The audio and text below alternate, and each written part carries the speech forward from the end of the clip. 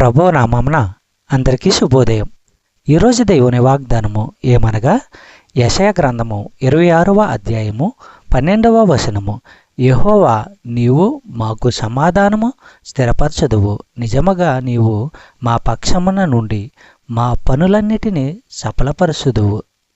కీర్తనల గ్రంథము 57వ అధ్యాయము 2వ వచనము మనము పరిశీలించినట్లయితే, మహోన్నతుడైన దేవునికి నా కార్యము సఫలము చేయు దేవునికి నేను మొరపెట్టుచున్నాను. సహోదరి సహోదరులారా, సృష్టికర్త అయిన ఏకైక నిజదేవునికి చేసిన ప్రార్థనలు వృధాగా పోవు. ఆయన వాటిని తప్పక వింటాడు.